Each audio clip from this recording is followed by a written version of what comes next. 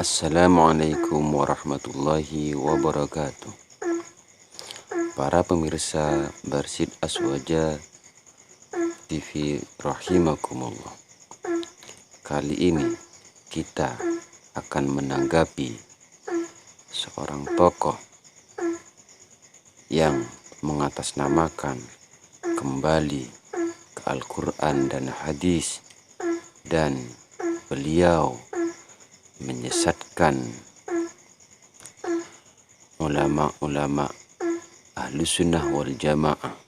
Di antara yang disesatkan adalah sholawat nariyah, bahwa sholawat nariyah ini tidak berdalil. Sholawat nariyah juga nggak ada dalilnya, ya. Kali ini kita akan menanggapi bahwa sholawat nariyah ini terdapat dalilnya. Sebelum kita memasuki kepada materi, kita harus perlu kita mengetahui sejarah singkat biografi dari pengarang sholawat nariyah itu sendiri. Beliau adalah ulama besar, Al-Imam Abu Salim Ibrahim bin Muhammad bin Ali At-Tazi Al-Wahrani Al-Maliki, dan beliau masyhur dengan sebutan Imam At-Tazi. Beliau seorang ulama besar yang dikenal waliullah, zuhud, soleh, dan mencapai derajat qutbiyah, atau kalau diterjemahkan dalam bahasa Indonesia, beliau mencapai derajat raja daripada para wali, posisi tertinggi dalam dunia kewalian. Tidak ada keterangan tahun berapa beliau dilahirkan, tetapi yang pasti beliau dilahirkan di Tazah, suatu desa di Fez, Maroko, tempat tinggal suku Barbar. Karena itu nisbah beliau yang populer adalah At-Tazi. Beliau dikenal sebagai ahli tafsir, tasawuf, ahli hadis, fikih, usul fikih, dan pengetahuannya yang sempurna terhadap ilmu usuluddin. Pada masa kecilnya, beliau belajar Al-Quran kepada seorang waliullah yang soleh, Abu Zakaria Yahya Al-Wazi'i, di kampung kelahirannya. Ketika menunaikan ibadah haji, beliau menerima khirqah, ijazah pemakaian imamah dalam tradisi sufi, dari seorang ulama besar, Syarafuddin Ad-Da'i dan Syekh Saleh bin Muhammad Az-Zawawi, dengan sanadnya yang bersambung kepada Abu Madyan. Kemudian beliau berguru kepada seorang waliullah, Syekh Abu Abdullah Muhammad bin Umar Al-Hawari, ulama sufi yang terkenal memiliki banyak karomah.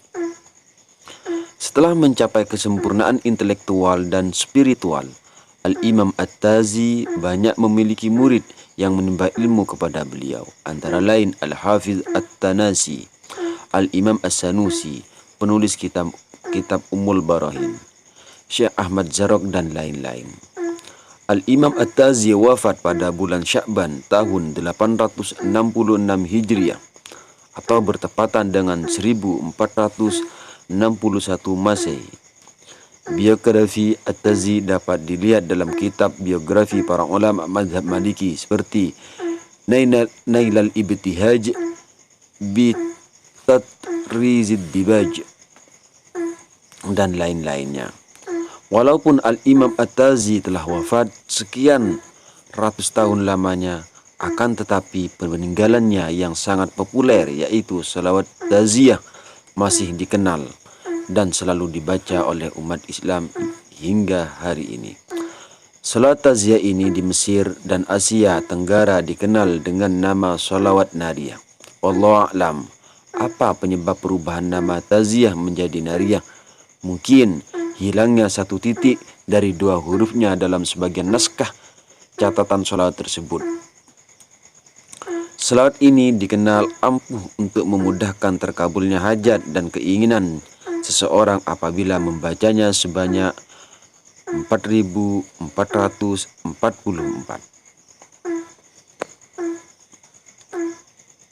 Sekian biografi daripada penyusun sholawat nariyah.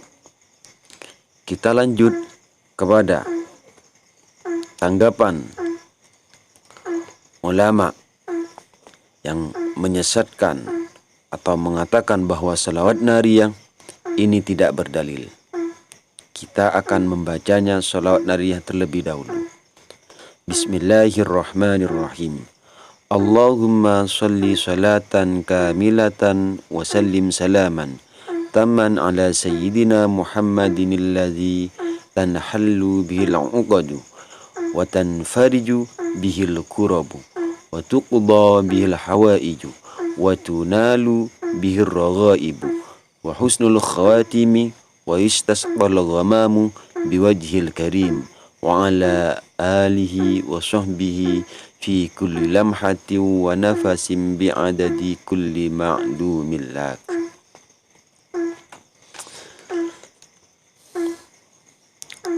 Kaum Wahabi yang menuduh sholawat nariyah ini tidak berdalil atau mengandung kesyirikan umumnya tertuju pada 6 kalimat berurutan, yaitu tanhallu bil 'uqad wa tanfariju ila akhirih.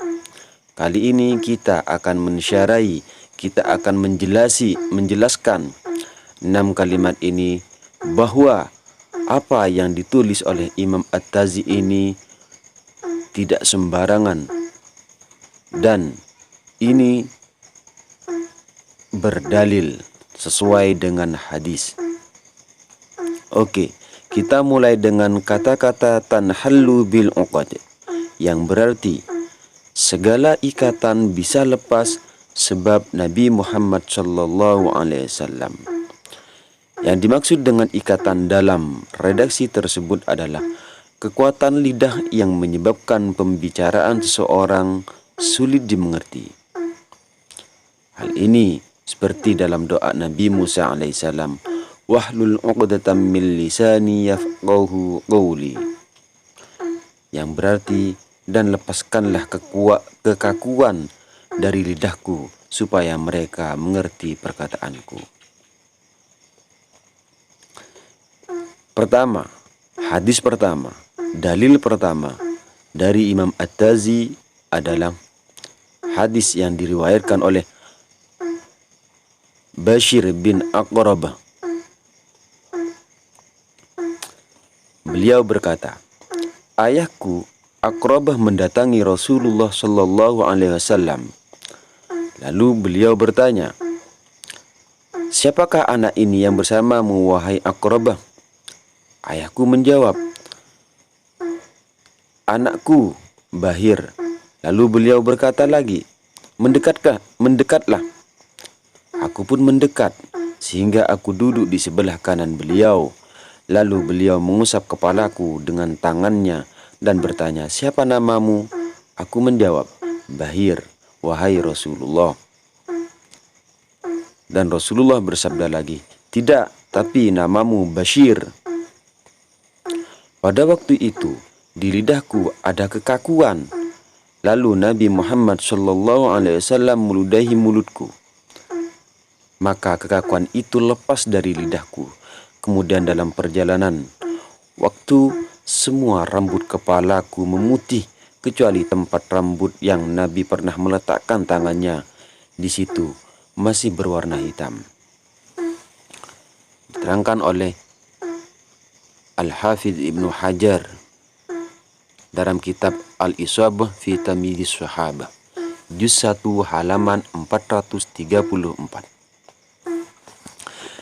Dalam hadis ini dikatakan kekakuan pada lidah sahabat Bashir terlepas sebab ludah Rasulullah sallallahu alaihi wasallam. Berarti redaksi salawat di atas sesuai dengan hadis. Riwayat yang kedua dari Mu'rid bin Mu'aykib al-Yamani. Beliau berkata, aku menunaikan haji wada, lalu aku memasuki rumah di Ka'bah di Makkah. Aku melihat Rasulullah sallallahu alaihi wasallam di situ. Wajahnya seperti bulatannya rembulan. aku mendengar sesuatu yang aneh. Seorang laki-laki dari penduduk Yamamah datang kepada beliau membawa seorang bayi laki-laki yang lahir pada hari itu. Lalu Rasulullah Sallallahu Alaihi Wasallam bertanya kepada bayi itu, "Siapa aku?" Bayi itu pun menjawab, "Engkau Rasulullah." Beliau bersabda lagi, "Kamu benar, semoga Allah memberkatimu." Mu'rid berkata, kemudian bayi itu tidak berbicara lagi setelah kejadian itu sampai menginjak remaja. Kami menyebut anak itu dengan Mubarakal Yamamah, atau dengan arti Indonesia, orang yang diberkati dari Yamamah. Dalam hadis di atas ada keterangan bahwa seorang bayi yang baru lahir dapat berbicara dan menjawab pertanyaan baginda Rasulullah SAW. Tentu saja kasus dalam hadis ini lebih besar. Hadis yang ketiga dari Syamir bin Atiyah dari sebagian gurunya bahwa Nabi Muhammad SAW didatangkan seorang anak yang telah menginjak remaja tetapi tidak bisa berbicara sama sekali. Beliau bertanya kepada anak itu, "Siapa aku?" Lalu anak itu menjawab, "Engkau Rasulullah Sallallahu Alaihi Wasallam." Hadis riwayat Al-Baihaqi dalam Dalailun Nubuwah juz 6 halaman 61. Di atas mengantarkan kita pada kesimpulan bahwa Rasulullah Sallallahu Alaihi Wasallam menjadi sebab atau perantara hilangnya kekakuan dan kegagapan seseorang dalam perkataan, sehingga beliau berhak untuk dipuji dengan mukjizat yang agung tersebut. Oleh sebab ini, redaksi Sholawat Tanhallu Bihil Unqad tidak bertentangan dengan syariat.